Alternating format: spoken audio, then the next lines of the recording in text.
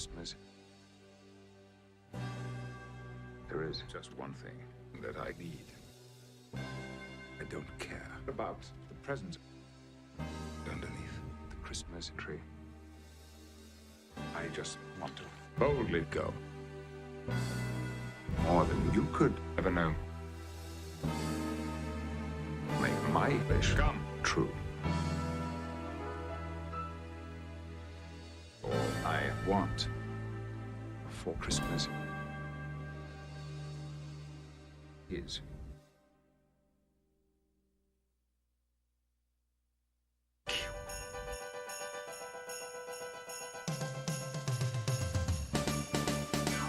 Captain Log. It's almost Christmas, and there is just one thing I need.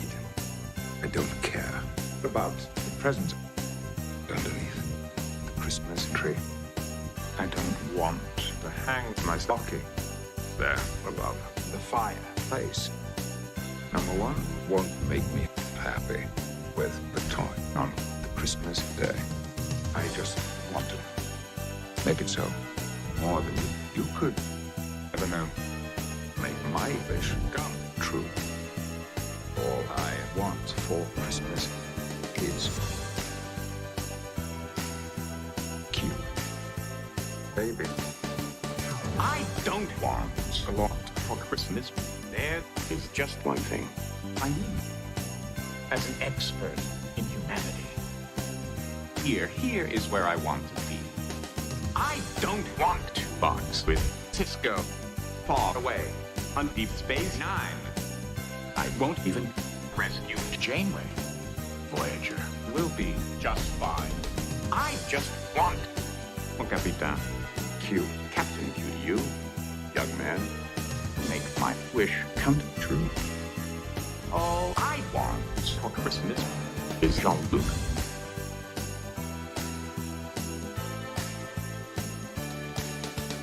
My love is a fever, longing still for that which longer nurseth the disease. I do not love thee with mine eyes, for they in thee 1,000 errors see, but 'tis my heart that loves what they despise, who, in despite of view, are pleased to dote. Shall I compare thee to a summer's day? Captain's log supplemental. There is still one thing I need. I don't care about the presents underneath the Christmas tree. I just want Just to put his background music, but this Make is it so. wonderful. more than you could ever know. Make my wish come true. All I want for Christmas is Q. Is Oh, okay, I'll put that down. I will give full. Let me give full credit to that because I did not come up with that. That was not me, and I want to make sure that the person who actually made it. That was from the web page, the YouTube page of John C. Worsley. So John C. Worsley, you are a god. That was absolutely wonderful. If you hear about this, that was wonderful. Like, look, if you look up "All I Want for Christmas" or like Star Trek Christmas music, I was just gonna put that on the background, but that was amazing. Regardless, hello everybody. Let me put on back the music that I had if I can find it. Where was it? There we go. We got that guy. How is everyone doing this fine evening? Good to see everybody. Good to see you, Miss Wicked Wolf. Good to see King Pooh, Owen, Jedi Indiana Jones, Molly, Terra Incognita, Ben Schuster, Knit and Crochet Tiger, Just Carowin, Destiny. Good to see you, Admiral Paco, Nevermore, Stephen Fenn, Dean. Good to see you, Yeats. Good to see you, Edward Beater. Thank you. We gave a few super chats already. Good to see you. Also, Molly. I saw that you posted earlier. You got a job at the place in London, at the museum in London. That's amazing.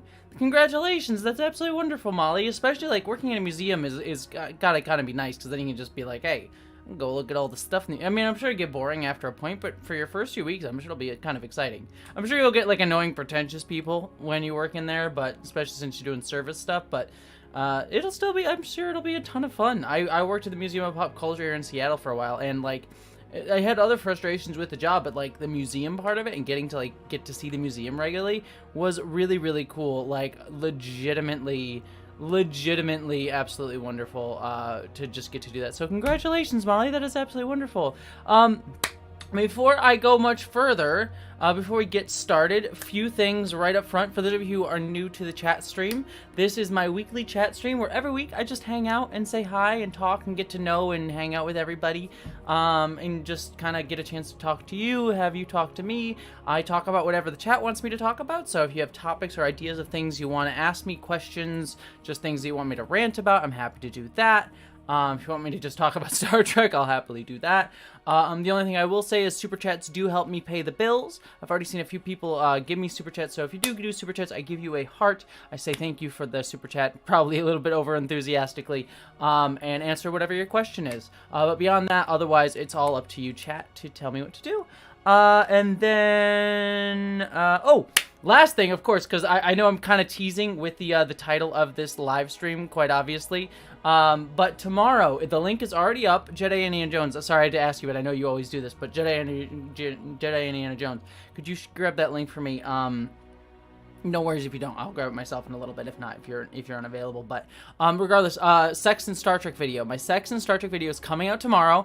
It is an over 2 hour long video. It's actually leaning closer to 3 hours than 2 hours, if I'm being honest. But it's a video I'm very, very proud of. I am so excited for it. Patrons have already saw it and can attest to it being good, hopefully, in their eyes. They can tell you if they disagree. If they hate it, that's totally fine, but why are you supporting me on Patreon? But I think it's really, really good. I'm really proud of it.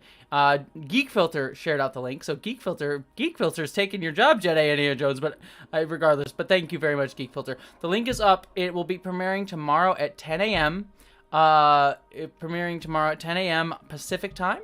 I will be in the live chat for most of it. It's 2 hours, 45 minutes. I've seen it numerous times. So I'll be in the live chat for most of it. I might have to step away for a minute or two just because I have other work stuff to do all day. But I will be in the live chat for 99% of it. I'll probably just have to step away for a phone call because I think I might have a little phone call I have to do during that time. But regardless, I'll be in the live chat the entire time for it, for the most part. And I'll be enjoying. And please let me know what you think of it. I'm honestly, because I've worked so hard on this, I'm very much looking forward to the live chat because I want to, like, see people's reactions to it and how people feel about it. Like, honestly, I'm just really excited for that. So please come and join me for that. It'll be very, very interesting and fun. Obviously, if you can't make the live chat, it is a 2.5 hour premiere thing. So if you can't make the live chat, totally okay. I would also love to hear your comments and thoughts on it, and I hope you enjoy it. And there's also cool collaborators in there. All right, I have ranted enough about my stuff because I'm missing some stuff in the chat.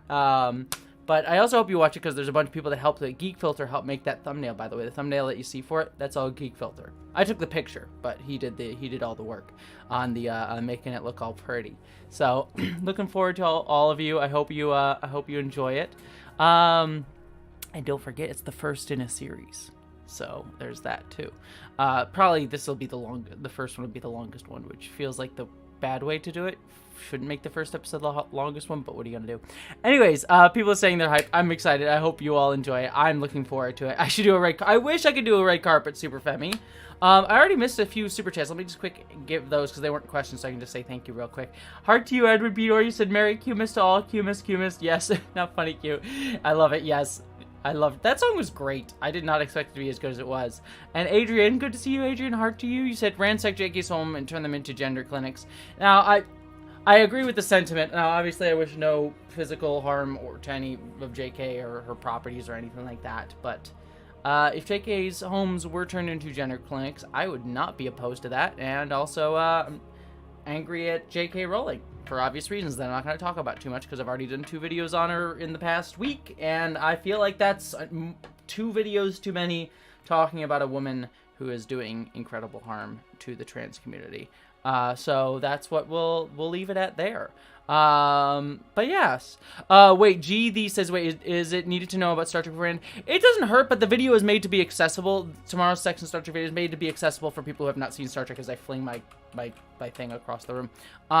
It's made, so if you have not seen Star Trek, you will totally be able to understand it as long as you know the general, like, Captain Kirk and Spock, and I try to make it very accessible, but obviously, like, you'll pick up, like, other things, and you'll be, like, nodding along if you've seen Star Trek, but it's made to be accessible for those of you who have not seen Star Trek. So you have not seen a lick of Star Trek and just know the vague, like, cultural osmosis stuff about the series. It's still very accessible. I explain everything that needs to be explained in it. So is it only one word? No way. It is almost one more week till Christmas, Miss Wicked Wolf, and then a month and a week until my FFS surgery, which is actually what I'm really looking forward to. Sadly, Christmas time is. This is not to be sad about it. It is what it is. But you know, I'm really sad, a little sad this year, because this is the first Christmas I'm gonna kind of be on my own this year because of Omicron, because I have my surgery coming up. I did just get my booster this week too for the COVID booster, but because of Omicron, because of, you know, I'd have to travel to see family, because a lot of my family aren't traveling at all either. They're all kind of siloed in their own places. I'm going to be kind of alone this Christmas, so kind of a little bit sad about that, but what are you going to do? It happens. I'm sure everyone has one of those, so I'll be playing a lot of video games. I'll probably be playing a ton of video games on Twitch and stuff this Christmas, or that Christmas week, so if you just want to see me play all the video games, I'll be doing that, so that should be fun.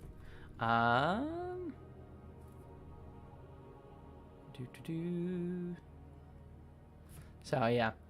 Oh, Voyager Excelsior, love the thumbnail. Yay! Oh, John Bainbridge, welcome to your first live stream. It's good to see you. Hard to see you.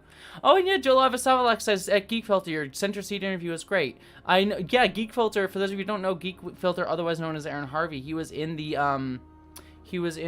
recent The Center Seat, which is the documentary done by the History Channel about Star Trek, which is very, very good and very, very excellent. I mean, I have my quibbles with it here and there. I think it's a good starter pack to the history of Star Trek. That's the way I'll put it. But it does do one thing a lot really well, is it talks about Star Trek the Animated Series, which very rarely gets done. And Geek Filter is in that part, and he did an amazing job and knocked it out of the park. So congratulations to Geek Filter. He did an amazing job on the interview.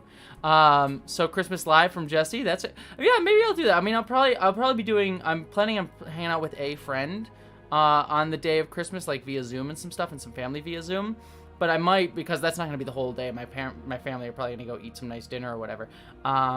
So I'll probably be just like ordering nice food, and maybe I'll do a live stream on Christmas. I'm not going to guarantee that because I don't know 100% my plans or how I'll be feeling. So I won't guarantee that, but it might be a good idea to just do a Christmas live stream. Might be fun. So, thank you, Hontest Farmer. I appreciate you. I appreciate that, saying FFS, but you look great now. I'll talk more about my FFS when it gets closer and why I'm getting it and stuff like that. But yeah, I appreciate you saying that. I don't think my face looks bad as is now, other than this like zit, which is bothering me. It's been bothering me. As you can see, it's like kind of healing, but I had a little bit of acne this week, which is driving me crazy. But we all get that. Orion said, I admire Jessie's resolve to those videos despite the psychological and emotional strain. Lots of love and support for you doing that. Oh, thank you very much. Heart to all of you. I appreciate you, Orion said. I appreciate that. Thank you very much for that. Yeah, it's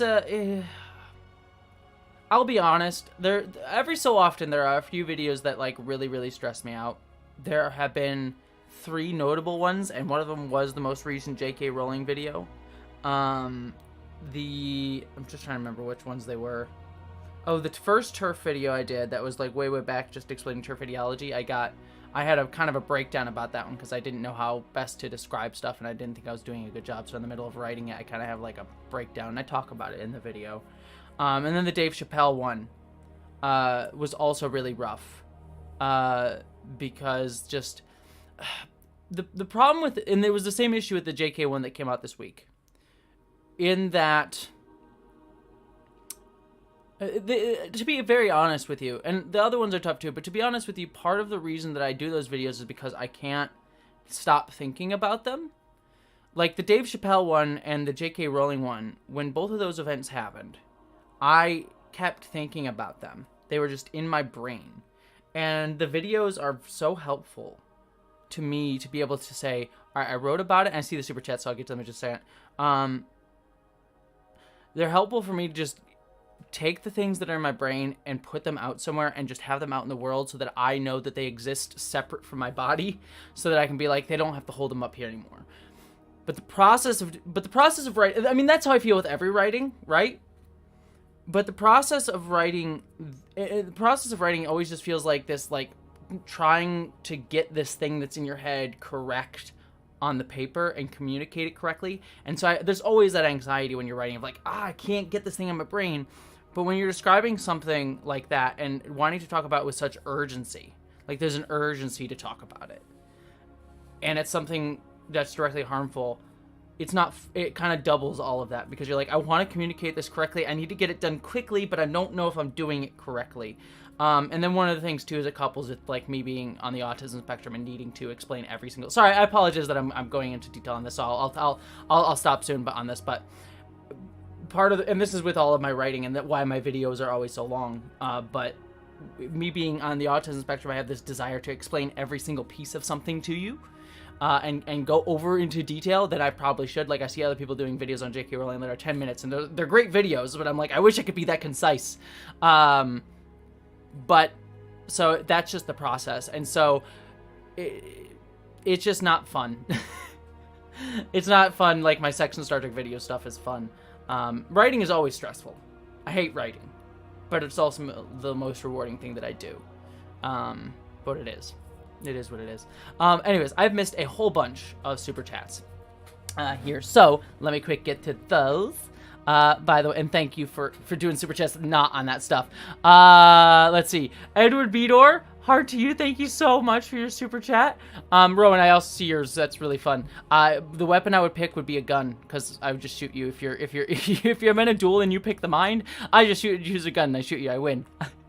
Sorry, I thought that was just funny. Anyways, Rowan, love you. I would never do that to you. Let's see. Heart to you, Edward says, 'tis the season for Airplane, a movie that is entertaining regardless if sober, drunk, or high. I picked quite a day to quit drinking. Oh my gosh, yes. That's a good movie. I've only seen it once. It's one of those movies, those movies like that have that like heightened style aren't my favorite all the time, but Airplane is one of those like hits that where it's just a very, very good parody of those types of movies. I tend to enjoy more comedies like what's the best? Like darker comedies and more dry humor comedies, so like Fargo type of stuff. Not to say I don't enjoy like a good laugh out loud comedy, but Airplane is usually not my style, but it's very, very good. Ghostbusters is kind of straddling that line too, where it's a little bit more drier comedy than Airplane necessarily is, but it's similar. What's your favorite Christmas tradition? Oh, one of my favorite... sorry, I know this is more super chats, but Mr. Google asked me this one. I want to answer this one. My favorite Christmas tradition is... the night before Christmas, my brother and I would always get to pick out one gift, and we would open the gift. And I just always enjoyed just getting to open the gift in front of our parents and getting see them all excited about us opening it, and my brother and I getting excited opening them all the time. The other thing too that I really enjoy is just Christmas dinner, or not Christmas dinner, Christmas breakfast. We always have a Christmas brunch, and I really enjoy Christmas brunch. I think I just enjoyed sitting around with family and enjoying Christmas brunch with everybody quite a bit. That's probably my favorite Christmas tradition. So that's one of the ones I'm going to be sad about missing this year, but what are you going to do? Super Femi, heart to you. Thank you. That's a really generous super chat, by the way. Thank you so much. I really appreciate that. I missed a couple of critical live streams, so I must know, have you tried a Choco Taco and did you enjoy it? The answer is no. I did not have a Choco Taco. They stopped selling Choco Tacos near where I live. They also stopped selling my favorite ice cream, too, which also upset me. But I have for those of you who don't know, I'm a big Halo Top fan. I'm the, calorie counting ice cream person. I'm that weirdo. Again, very, very weird girl, but it's fine. But I used to get the Halo Top popsicles that they used to do. I loved those things, and they don't sell them at my store anymore, which makes me very upset. But they also don't sell Choco Tacos. So now I gotta figure out how to get a damn Choco Taco. Because I don't know where they sell it near me. I promise you it will happen, but I do not know when, and I do not know from whence this Choco Taco will appear. But I will get it. For those of you who don't know, I made a bet that I would eat a Choco Taco because I've never had a Choco Taco. And I swear to you, I'm not trying to play coy. I forgot forever to buy one. And now they stopped selling it. So I swear to you, I will buy a Choco Taco. And I will eat a Choco Taco. I assume it's just chocolate and ice cream in the shape of a taco. So I'm sure it's not going to be revelatory. But I am working hard to get one. I promise you. Let's see, catching up. Adrian, let me just quick see. Adrian said, heart to you, said, am I LGBT if I use a female avatar to start a relationship with another female avatar? I'm explaining this in my short story. Yeah, I mean, that's getting, if you're talking about that sort of thing, I mean, that's getting into this transhumanism sort of idea that I think we're starting to see a lot of in questions of fiction of things like The Matrix or any sort of idea of the digital world about how we can access different forms of our body and have different access to, like you said, different avatars. And I think that there's a lot of people that are playing around with gender and playing around with how they present in gender and play with gender through video games and things like that, like Second Life. I know years ago Second Life isn't a big deal anymore, but like things like that where, you know, people got to play with gender. I mean, I myself, like, I explored being a girl before I came out as transgender when I was a little kid in games like Mass Effect. Like, Mass Effect taught me a lot about my sexuality and how I related to my gender because I played as FemShep. And so I just learned so much about that through video games. And so I don't know if you'd necessarily say I am LGBTQ if you want to claim that identity through that, but it's certainly something you can explore through that. And explore your own gender and your own relation to your sexuality through your sense of gender through video games. And I also think that as things like, I mean, I don't want Mark Zuckerberg to be the one to create the metaverse, but as things, the idea of like that metaverse Ready Player One kind of thing kind of comes out more, and we get more, and digital avatars become a much more everyday part of our lives, I'm sure that like sexuality and gender will become even more in question, as will other aspects of transhumanism. I think will certainly come into play with all of those questions. So it's an interesting question, and one I want to do a video on and discussion on, because I do think that there's a lot of overlap between the ideas of transhumanism and being transgender. So I think that there's a lot of overlap in those ideas, in as ideals, in quite a different way. So it's an interesting question, Adrian. One that is rife with a lot of philosophical discussion. So there we go. Kestra, heart to you. Oh my gosh, yes. I'm glad to hear this. Update from last week. My job interview went well. Thank you so much for encouragement. It helps so much. Yes, Kestra, I'm so glad. I hope you'll have to keep us informed whether you get the job or not, if you get at least another interview or whatever. Kestra, that's amazing. I'm glad that it went really, really well. But yes, please keep us informed. But just know, regardless of what happens, even if you don't get the job, which you probably will, but even if you don't, know that it has nothing to do with you, and you're gonna get a good job. It'll all work out, I'm sure, and you're amazing and wonderful, and you're gonna kick butt. But please let us know how it all goes with the job interview. I'm excited. I'm hopefully by next week or early next year we'll be able to know. So heart to you. Let's see, rolling through. I so wish the non-trophy trans videos could get more out there, so they're really good. Like there's the Kayla Goodwin of the nature work that deserve more attention. Thank you, Molly. I appreciate that. Yeah, that's one of those frustrating things. It is what it is. You know, you do the things you have to do the things you love. My videos on TERFs and explaining transphobic like issues and things like that, they do better. It is what it is, because they're contentious, they're heated, they're topical, and that is what it is. I'm glad to do them. Like I they are hard to do and they're frustrating to do, but I'm glad that they go out and they're helpful. So that's why I do them, and I try my best not to go into the typical YouTube sphere of, let's destroy someone, or I'm gonna slam back at them, and let's take them down, and let's just make didactic content and say, you know, anti-SJWs suck, and I hate everybody, and they're the worst people in the world, and let's just heighten everyone up and get everyone really angry at the group of people. Like, I hope that that isn't what I'm doing. So I'm sure they could do even better if I did that, but I don't want to do that. But I know that those videos are the closest to that I could possibly do. And that's probably why they do well. You know, it's just frustrating because I know there are much more easier ways. Like, I know the ways that I could get a lot more attention, right? Just do the whole anti-SJW, or, you know, lean into that sort of toxic, like, fighting back and forth stuff. And I don't want to do that. But those videos are what comes closest to that. But as I've talked about before, like, just because the other videos that don't do super well aren't valuable. I mean, I'm frustrated by that, but I feel like those videos are the ones that get the most engagement. They get the most wonderful comments. They get they're the most meaningful to people. They're most meaningful to me. The video I did about the death of my grandmother a few months ago, that was the most meaningful video I've ever done. It bombed in the algorithm, but I've gotten messages from people that said that video meant a lot to them because it meant a lot to me to make it. And I wouldn't change a thing. I would change, hopefully it'd have done, the only thing I would change is it would have done better, but like, I don't regret making it. I don't regret putting it out there. I don't regret the amount that it's done and how well it's done. So, you know, I should be happy for what I have. You know, there's like, that video reached what, 5, 6, 7,000 people. I don't even know what the views are on it right now, but, you know, low for me, but that's 5, 6, 7,000 people who saw my video. I didn't have that a few years ago. There are people who never get that. So, sure, is it not making the, 100,000, 1 million views that I would like? No. But it's more than most people get, and it was meaningful to me, and it helped people. And that's all I really want to do at the end of the day. That's what matters at the end of the day. The number doesn't matter. It's the people that I helped that matters. So, yeah, sure, I'm not going to lie and say it's not frustrating, but it is what it is. And heart to you, Sean. Thank you so much for your super chat. I say as I close my nose with my heart. Thank you so much, Sean. I'm sorry that I'm doing that to your heart, but there you go. Thank you very much, Sean. I'm autistic too, so I understand you. Yeah, it's one of those things, right?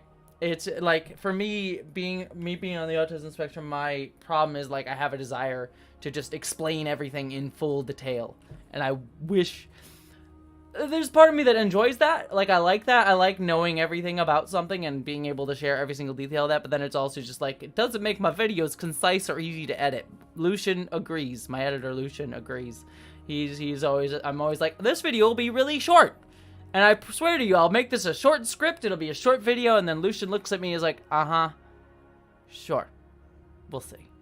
We'll see. We'll see. I doubt it. That's Lucian literally every time. Let's see. Orion Send. I will say your name. Orion Send. You're great. Orion Send. Orion Send. Orion Send. Orion Send. You're wonderful, Orion Send.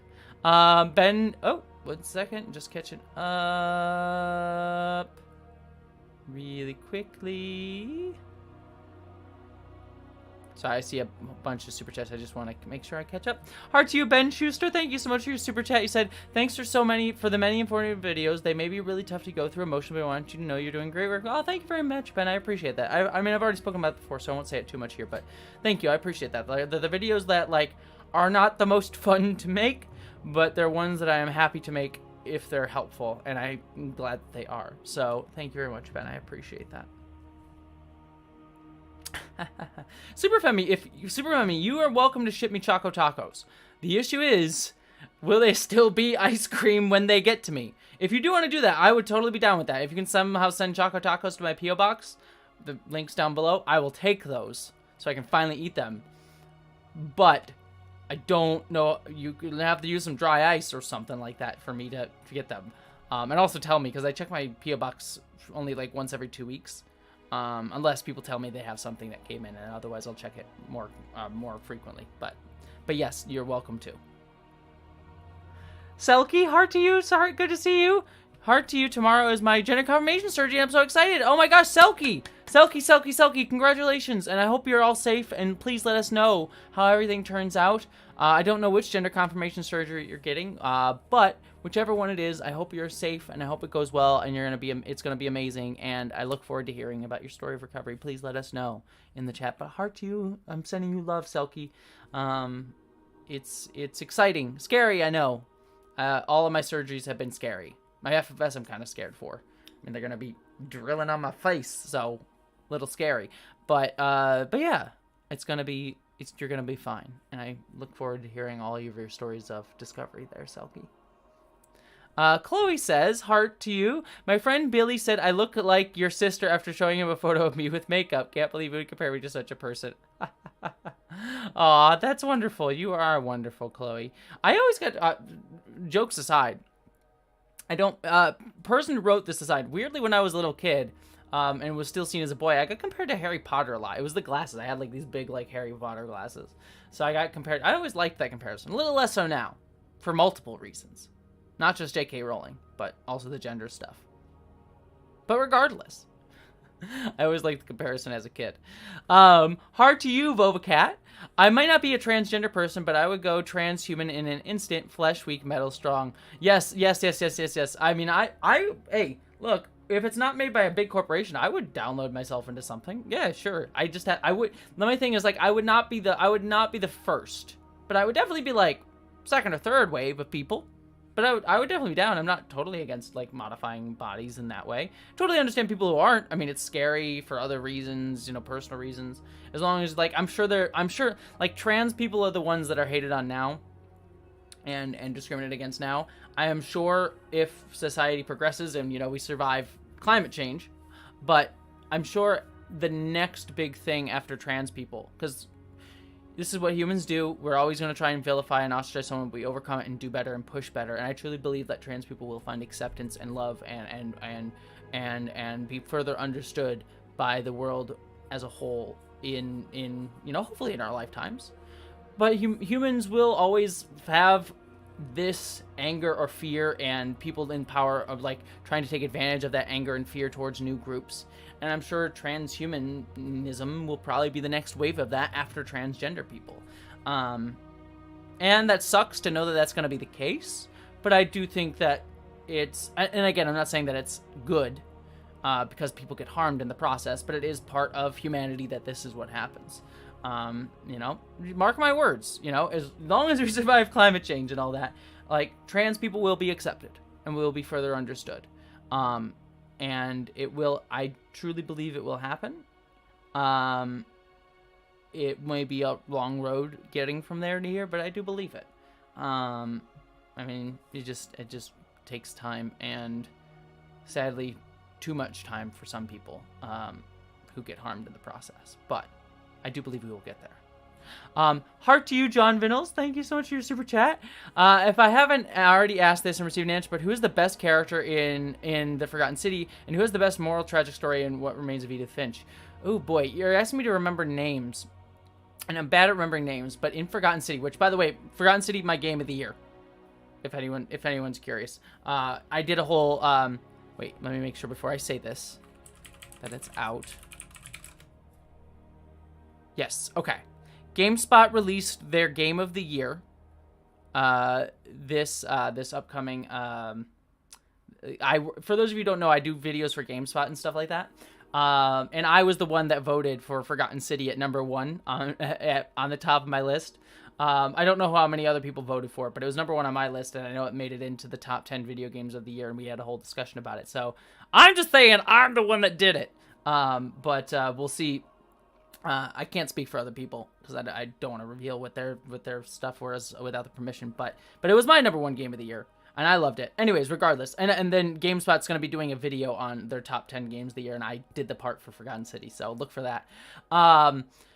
But I'm bad with names. But I'm trying to remember the character in the game who is I'm trying to remember. Oh, that's the best character.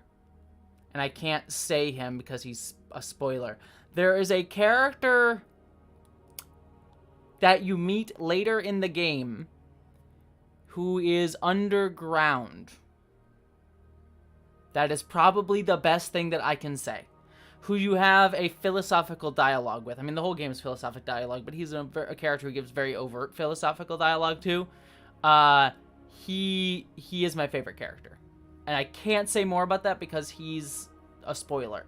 So that's where I'll leave that. What Remains of Edith Finch? The one that always got me was the guy who like worked at the fish factory. Again, I don't remember names, but the guy who worked at the fish factory, and you just saw him having to divest himself of his work. I mean, it's what we talked about in the nature of work. Like, he was so uninvested in his work and what he was doing that he just imagined these scenarios, these like video game and fantastical worlds, to the point where like he literally got his hand cut off because he was just more invested in that than he got killed because he was more invested in that than he was in his real life. And that speaks so much to, I mean I didn't mean to make this a political statement, but it is kind of in that sort of political vein about how there's that, what I talked about in the nature of work, how we're so many of us are doing bullshit work and bullshit jobs that don't connect with us as human beings. And so we just are so divested and so disillusioned with our jobs, and how we connect with our jobs. Again, this is what I talked about in the nature of work, but you can see that in Edith Finch, and I thought that story, that the way they visually evoked that in Edith Finch, I thought was one of the best ways to do that. I think was really, really, really well done. So there we go. And also I see, thank you very much for the super chats. I see him, not super chats, seeing a few things going on in the chat. So thank you to the moderators. Appreciate you moderators for being absolutely wonderful. But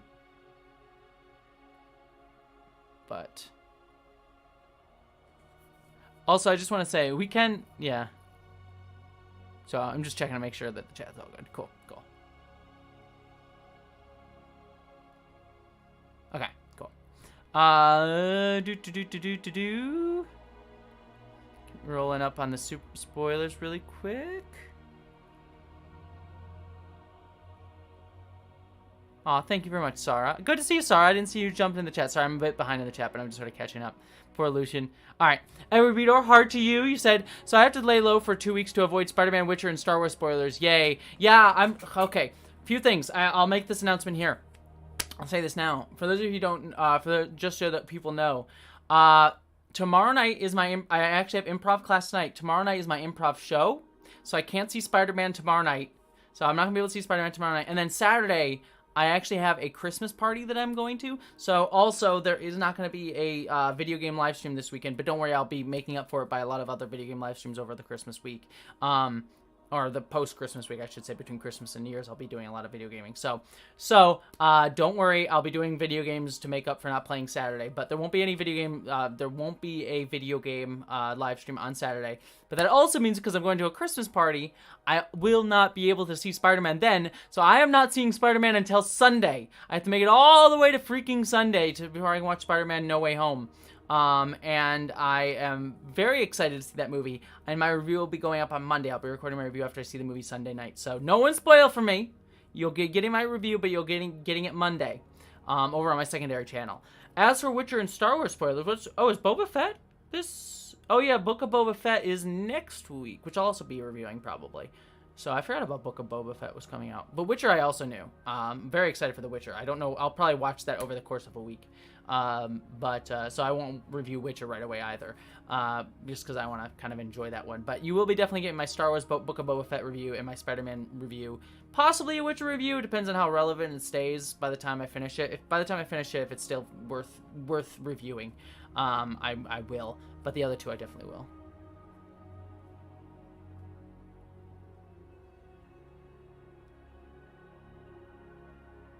Let's see. Seeing Spider-Man Christmas. That's a good Christmas movie to see. I think I might go see Matrix Revolutions or Resurrections on Christmas, but we'll see. Catching up on the chat. Let's see. Happy birthday to me. Oh, Pokerixiologist, happy birthday to you. Yes, consider my birthday video to you. So thank you very much. I appreciate that. Oh, thank you, Molly. I appreciate you saying that. Thank you very much, Molly. I would never, I'm not an angry person. I don't like giving into anger. You know, I do not think I would ever make it. If I ever felt that I was making a video out of anger, I wouldn't release it. That's my number one rule. Making a video, don't make a video out of anger. It's actually a rule that I think, I didn't overtly, I'm sure multiple people have this rule, but it's actually a rule that Abigail Thorne actually says too, for her videos. She says, do I make this video out of compassion? And that's a very good rule I wish more YouTubers had that rule. So it's a rule I'm not saying that because I'm wish to say I'm stealing from Abigail Thorne. It's a video that I came up with, but I'm glad that it is shared by other YouTubers that I will look up to, share the space with, stuff like that. So. Let me see. Vobacat, heart to you. Thank you so much for your super chat. You said, not sure if transhumanists will be hated. Most first wave transhumanists are rich libertarian. That is true. There will be a certain, when it comes to transhumanism, for sure, you're not incorrect that the people who be able to access a lot of that will be rich people. But I do also think there will be a pushback as well. Against certain aspects of transhumanism. Probably things from transhumanism that are popular with, already racialized and marginalized groups will probably, if certain aspects of, gender switching or, something, I couldn't think of it because I'm not, I'm white, but if there was some part of transhumanism that appealed to people of color, I'm sure those would be vilified and looked down upon for certain different ways. But we'll have to see how it evolves. But yes, you are correct. There probably will be an element of elitism and class to the use and propagation of transhumanism and transhumanism ideals. I'd have to look into it more to be able to speak specifically about that, but you're almost certainly correct. I would not be entirely shocked.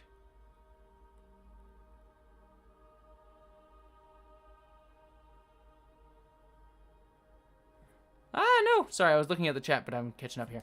Heart to you, Catherine Lambeth. Thank you so much for your super chat. I'm sorry you'll be alone for the holidays. We're here for you online. Well, thank you very much, Catherine, and thank you, everyone. Like I said, it's the first Christmas that I'm not going to be with family of some sort. So I'll be honest, I probably will be a little bit down about it. It is what it is, you know, next year. Yeah. I'm not overly enthused about it, but I'll get my video game list done. I have a big backlog of video games that I've been wanting to play, like Kenna Bridge of Spirits and a few others, so I'll at least make it a nice staycation. I'm not going to work on videos. I'm going to just play video games, watch some movies, order sushi. I'll make it a nice staycation. And so, yeah, not enthused about it, but it'll be a good time nonetheless. I'll do my best. Oh, thank you, Cappuccino Crest. Thank you for saying have a great improv class. Gretchen Badger, heart to you. Thank you so much. Shout out to the mods. You rock. And that's a Gretchen Badger, by the way. That's a super generous super chat. I really appreciate that. Thank you very much. You said, shout out to the mods. You rock. Sending love to you this week, Jessie. I know the whole JKBS was a lot, but you've had my heart all week. You've been on my heart all week. You are appreciating sending love, sending hugs. Thank you very much, Gretchen. Gretchen, I really appreciate that. Thank you so much. I've just been looking forward to the Sex and Star Trek video, and also the next one. I know the video's not even out yet, but I already have the second one written. I still need to do some fix-ups on the script, but I know how I'm gonna shoot it, and it's gonna be fun. Let's just say little few Riker maneuvers are gonna go into that video, which is gonna be a good time. So I'm very, very excited for the next video. Excuse me, the next video in the Sex and Star Trek video. So thank you. All that's to say, Gretchen, is that the JK stuff was not great. I was a little bit, obviously I've been frustrated about it. We've talked about that earlier, but I appreciate that. I appreciate that the Sex and Star Trek videos, at least I had the Sex and Star Trek video to keep my spirits up. So that was good. Right, Admiral Paco, I agree. Don't make a video out of anger. It's a really good one. I really think so. Every Fairy Dies. I'm planning to watch the Star Wars Christmas special this year if I haven't seen it. Every Fairy Dies. It was nice knowing you. 'Cause that movie will suck you in and you'll never get to escape. It is a movie that is not good. It is not good. But heavens, if you can't have fun with it, you can make a drinking game out of it. Like watch the Star Wars Christmas special, a drinking game. It's a weird one. It's also one of those movies that's like at the borderline of so bad it's good. Like it's so bad it's good, but it's like also frustrating at certain points. So yeah, enjoy it. It'll be an interesting one. Heart to you, Stephen Fenn. Thank you so much. Hey, Jessie, no question. This week I felt I should contribute to the Choco Taco Fund. Oh, well, thank you very much, Stephen Fenn. I appreciate that. Choco Taco, I promised you. I will get it done. I promised you. Let's see. John Vinnels, heart to you. You said, let's see. My fave from Forgotten City is Galerius, and also, he's the main dude, like, you run into when you first get out of the time loop. Right. He's great. Like, he has goals. He has life goals. Like, I want to be everything like him. He is the sweetest human being of all time, right? I might be misremembering, but I loved him.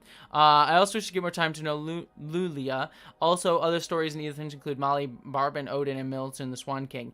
Also, I mean, technically, if you want to count The Unfinished Swan as a story from Edith Finch, I love The Unfinished Swan. That was one of my favorite games of all time. I adore. I cannot tell you how much The Unfinished Swan is one of my favorite. I need to do a video at some point that is my top 10 video games of all time. Unfinished One probably would be on it. Banjo-Tooie would be on there, 100%. Super Mario 64 would probably be on there. Maybe one of the Assassin's Creeds, though. Ubisoft sucks. I'd have to sit and think about it. But Unfinished One might be on there. Forgotten City would probably be on there, or close to. Psychonauts 2, maybe. I have to sit and think about it, but definitely, I need to do that video at some point. At some point, I need to do that video. Also, by the way, John, you should watch No Clip. The YouTube channel No Clip, made by Danny O'Dwyer, who actually used to work at GameSpot. I've never met him, but he also used to work at GameSpot, and he does these fantastic documentaries on No Clip, and he just did one about Forgotten City, and I don't think it was actually Danny O'Dwyer who did that one, but someone on his team did that one. So if you're looking for more info on Forgotten City, it was a really, really good one. I didn't know it was made by a lawyer who quit his job. He quit his job in law to go make video games, which seems like the bad move, but the game is fantastic, so heavens to him. I love that game. Forgotten City also deserves credit for acknowledging how racially diverse ancient Rome was. Oh, yeah, no. I loved in the doc about Forgotten City, so I'll rant about Forgotten City, but he talks about, like, how much research he did into Roman like culture and everything like that. And yeah, Romans were not all white. I mean, they conquered a lot of people, so of course not. Obviously, but we tend to not think of it that way. And this game does such a good job about like talking about that, and not just like showcasing it, but showing what that means and the cultural appropriation and conquering that came with that, and other things too that I don't spoil. But the way that that game unfolds itself and how you learn more about the world that you are placed in the Forgotten City addresses all of these things through Roman society and how they took from other cultures and conquered other cultures and built up from other cultures, but in a way that is very clearly meant to evoke another sort of present day country that also does a lot of imperialism and also likes to consider itself a republic. I wonder which country that would be. I'm not entirely sure. It's a little subtle. But what are you gonna do? But yes, I would, sorry, I just had to put my hair up in a tie. But yes, it's a really, really good game. Really, really, really good game. Bolivia says, it's great. Alright, let's see. Catching up on stuff. Dean, heart to you. Thank you so much for your super chat. You said, think Xmas afternoon will be spent watching every JoJo kick butt scene I can track down. So basically every JoJo scene is what you're saying. Every JoJo scene is a kick butt scene. That's just how that works. Because she's JoJo. Except for the part where she's also being a horrible Nazi. But that's a different discussion. But she does kick butt, so there's that. So. Yeah, right? Gozer, I can't put my finger on it either. I'm not entirely sure. Ooh, we talking sushi? Dynasty Girl, you talking sushi? Dragon rolls? Okay. I've never heard of the game unpacking. No, I haven't, Molly. We're talking about sushi. I loved anything with cream cheese, and I'm a weirdo who likes cream cheese in my sushi. I know I'm strange, but what was the one? There's one that like there's a sushi place near where I live that does like fusion sushi, and they actually do ones with like mango and strawberry on top. And it's like weirdly delicious. It's like weirdly delicious how freaking delicious this like fusion sushi place is. I won't say the name of it because I live close to it, so I won't point it out, but it's very, very good. Yeah. On a scale from 1 to 10, I like this question. On a scale of 1 to 10, or 1 to 20, how kind is Council of Geeks? For those of you who don't know, Vera Wild is my co-host on the podcast What the Frel, where we watch Farscape, which is almost coming to an end, by the way. We're only a few episodes from the end of Farscape, but don't worry, we'll be continuing the podcast with some other show. But yeah, so I Vera Wild, Council of Geeks. She is 1. She's a 1 on the niceness scale. And you can take a guess which side I mean.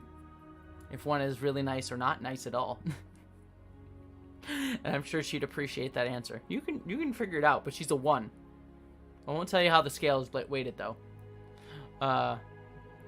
Fruit sushi made with chocolate rice? What are you eating, Gozer? What is that? I mean, I'm here for it. You were talking about the Choco Taco, but I'm sorry, there's Choco Sushi? Is that a thing? Do not tell me that is a thing, because I will gain like 300 pounds. Not that I have a problem with that, but I will gain 300 pounds just eating chocolate sushi. Is that a thing? No way that's a thing. That's a thing! What? Man, that just looks like an Oreo with rice. What?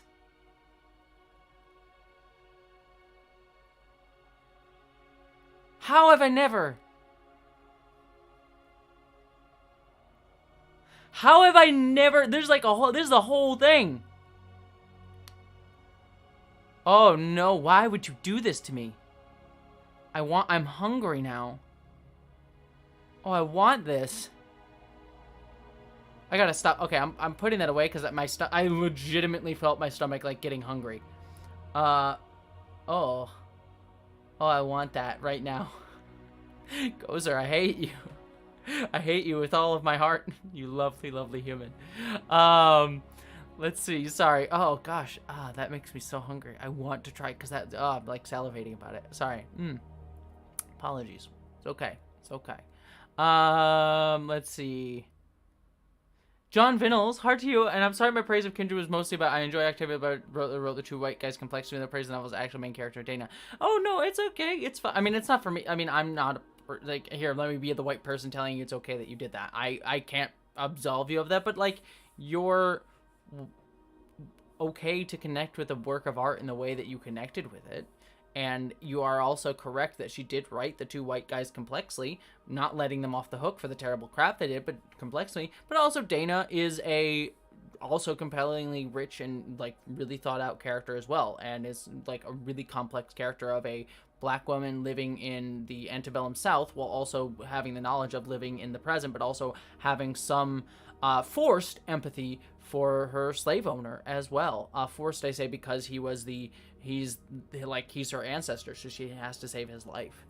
So it's a complex book that handles all of those emotions very well and very complexly. So you're not wrong in those aspects. But yeah, I don't want to be the white person here telling you it's okay that you just praise the white writing, the white characters, but so because it's not really my place. But I also will say, like, you're allowed to connect with the work in any way that you want to, as long as you're like addressing the themes and the things that the author wished to impart, or at least like not getting the wrong message from it. Like something like Squid Games is about is pro-capitalism or some such nonsense.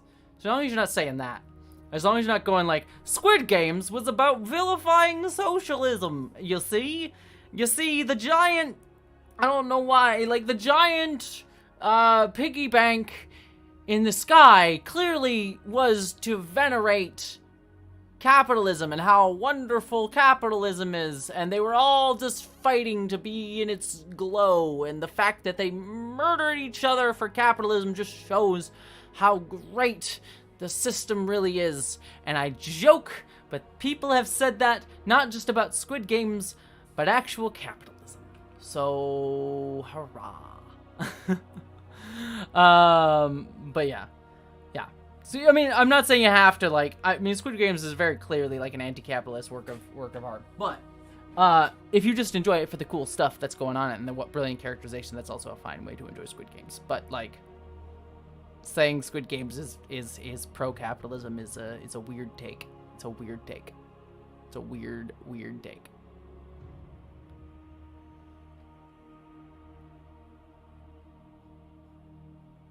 Let's see. There was someone else said something that I wanted to address, but I can't remember what it was. And Sarah, thank you so much for your super chat. I just saw it, but someone asked a question. I'm like, what was it? I wanted to answer it. I was like reading it, and I was like, oh, I want to answer that question, but then I got caught up in ranting about Squid Game. I don't know. I don't know where it was. Oh well. For Xmas Sushi Fun. Oh, thank you, Sarah. I appreciate that. Yeah, I'm probably gonna... I'll have to figure out a movie that I'm gonna watch on Christmas. Besides Matrix. I'll probably watch that before, because it comes out before. Oh, Don't Look Up, probably. Probably Don't Look Up. That because it comes out Christmas Eve. And I actually really like that. I love Adam McKay's work. Very political. You know, he's not as, you know, anti-American institutions as much as I would like. But his past films, like, I really loved Vice. I really loved The Big Short, because I think that they were films that kind of like speak to the style that I like, which they're like very humorous, very over the top, very like taking the piss out of stuff, and yet also very targetedly political, but also very welcoming to people and explaining stuff going on. Like both Vice and sorry, I'm gonna rant about Adam McKay for a hot second, but both Vice and The Big Short, what I really enjoyed about them is they took complex topics like the shorting, like all of that stuff going on with the stock market collapse and the housing scandal, like, and he explained it in funny ways, like the whole bit where like cuts to oh gosh, why am I blanking on her name? The actress, Harley Quinn actress. I'm blanking on her name. She's absolutely wonderful. I enjoy her and everything that she's in, pretty much. But the actress who plays Harley Quinn, her in a bathtub in The Big Short, like explaining that sort of stuff. Like it was really, really good. And I think he just makes his work very funny, very accessible, very political, very targetedly political. And I think Don't Look Up looks to be really, really fun. I'm actually very, very excited for it. That's actually a film that I'm probably like most excited for. Probably won't be the best movie of the year, but it is a movie that I'm like, oh, I'm here for this. I'm really, really here for this. Actually, oh, Margot Robbie. Thank you, everyone. Wait, I'm doing a video on the last day of the year. There's a video that's going to go out that's just me talking about my favorite things of the year, like my favorite movies, TV shows. I don't expect the video to do well, but I just sort of am like, here, let me just put out a video of some of the things that I don't get to talk about elsewhere. But I am going to rant about a movie that all of you should watch. I'm trying to remember oh gosh, what was it? It's so good. It's a French animated movie. And I know that sounds pretentious, but you can watch it with English dub, which is what I did, and it helps. Don't get me wrong. When it's live action, this is going to get into the sub versus dub debate that I know will get people angry in some way, shape, or form. But sub versus dub debate, I always do subbed for live action stuff. Unless the voice acting is terrible, I almost always do dub for animated stuff, just because a lot of animators are like, we'd want you to pay attention to the animation and the story and not be like reading and stuff. I do it if the voice acting, like if there's a clear gap in the amount of, like if the English voice acting sucks, is awful, I'll listen to the sub. But generally I do dub. And that's my take on it. No judgments either way. Anyways, the movie that I am going to talk about really quickly, that I'm going to tell you, I have a whole bit about it it's on Netflix, so it's easily accessible. Go watch The Summit of the Gods. This was one of my favorite movies that I have watched in a long time. Number one, I love stories. Like, I loved Free Solo. If anyone's seen the documentary Free Solo from a few years ago, I think it won the Oscar. That was a great movie. I'm looking forward to watching The Alpinist, which is another doc that's about, like, mountain climbers. But The Summit of the Gods is this animated French film. It's a fictional story about mountain climbers, and the basic story. And John, I see your super chat, but I just want to rant about this movie for just a hot second. The basic idea of the story is there's a reporter who he takes pictures of mountain climbers. That's his job. He takes pictures for a mountain climbing magazine or whatever. And he learns that on Mount Everest, way back, there was this guy who climbed Mount Everest, and he brought a camera with him. He was the first man who was ever going to climb Mount Everest. He took a camera with him to prove that he had done it, but then no one ever heard from him again. So no one saw this camera. No one ever knew if he ever made it. He was the first person ever to make it to the top of Mount Everest. No one ever knew. And then he sees that camera in the hands of another mountain climber, just wandering the streets. And so he starts this investigation into who this mountain climber is and why he might have that camera. And this guy, clearly they weren't mountain climbers at the same time, but because this guy was years back in the early 1920s, and this guy's alive now. But anyways, it's a kind of investigation film, but really what it gets to the heart of in this film is why mountain climbers do what they do, why they unnecessarily put their lives at risk, and the mindset that goes into it. And the movie so captures it in both a beautiful way. You sense the beauty of why they do what they do, the single-minded mindset of what they do, and yet the horror of it, the pain of it, the fear, the scariness of it. It was just a movie that so captured all of that. And there are a few scenes in that movie that are haunting, are absolutely haunting. There's one scene in particular that was one of the most tense scenes I have ever seen, in a long time. I was literally there was no blood or whatever, but I literally was like, I can't watch this because it's so tense. It was one of the tensest scenes I've ever seen. It was so hard to watch in a great way. And there's a shot right at the end of the movie that stuck with me for several days. It was haunting and broke my heart. It broke my heart in a beautiful way. I've never had such a mixed, that shot just broke my heart and yet gave it such joy at the same time. And it was a movie that was able to capture both of those things at the same moment without any dialogue, just showing me an image. And I was like, oh, it hit me so much. So if you have not seen Summit of the Gods, it might be my movie of the year. It is fantastic, and you should go watch it. Again, on Netflix. Go watch it. One of my favorite movies of the year. I cannot rant about it enough. John, I see you gave another super chat, and I also am going to have to head out because I have to get to my improv class because we have our show tomorrow night. John Viddle says, also, Forgotten City also did well with different ideas of Christianity expressed by Octavian and Rufius. He issues with Rufius' Virgil's side. Yeah. No, I loved that. There was also like, I also love that they also showed at the time that Christianity was ostracized by Roman society, and there was like, there's a little bit of a game of like, can you find the Christian person? Someone's like, you need to figure out who the Christian person is, and so you have to like kind of like listen to what people's philosophies are to figure out who's Christian and who's not. And also showed that Christians at the time were also a bit persecuted as well and seen as cultists. Now, again, that's not excusing. Christianity has done a lot of horrible freaking stuff, and one of the most perpetrators of death and murder as a institution in a long time. So I'm not letting people off the hook, the religious institution off the hook for that. Individual belief, separate deal. No, I almost never insult someone's individual religious belief unless it is to, you know, harm someone else's. But as long as you're holding it just for yourself and your own internal values, 100% with you all the way. Institutions, separate deal. Most religious institutions are, well, a lot of religious institutions, I won't say most, that's too broad of a statement, but a lot of the religious institutions, especially ones with power, are harmful. But that is different than individual belief, which I think can be a very, very beautiful thing if done properly and done to help guide you. So hopefully that wasn't super controversial to say that Christianity as an institution has done some death, because it's not. Anyways.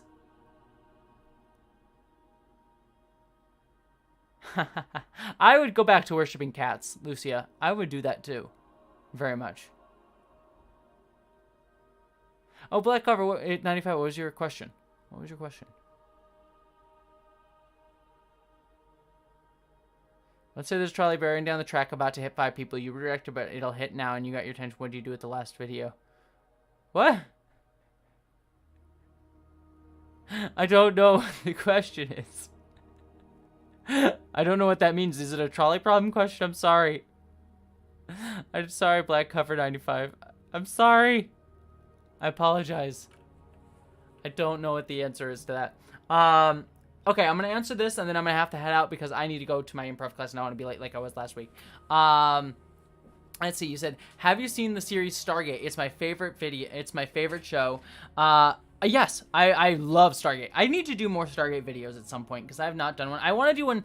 Okay, this is what I will promise you all at some point. I need to do a rewatch of it, but Stargate Atlantis, I love Stargate SG-1. I adore Stargate SG-1. Stargate Atlantis is my favorite Stargate show. I loved that show growing up. I want to do a rewatch of it and do like a Lady Nightbrave style retrospective of it, because Lady Night the Brave, I should say, not Lady Nightbrave. Lady Night the Brave is a fantastic YouTuber. Love her work. Does like really great retrospectives on shows. She did one on Stargate SG-1 that was fantastic. But she's not a big fan of Stargate Atlantis. She doesn't hate Stargate Atlantis, but I know that she's not like a huge fan of it as I am. And so I'm like, well, that feels like you're missing out on something, internet.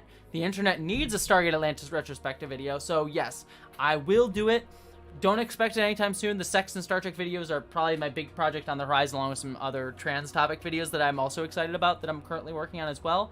So if you get them, you won't get them probably till mid to late next year, but I will try to do a Stargate Atlantis video at some point, which gives me an excuse to rewatch Stargate Atlantis, actually. So there we go. All right, I gotta go because I'm going to be late, so I'm going to run out, everybody.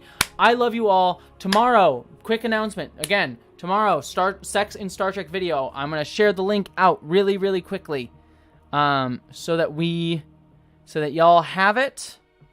And I want you all right now to go and set your reminders for 10 a.m. tomorrow. The link is in the chat. I just put it in the chat.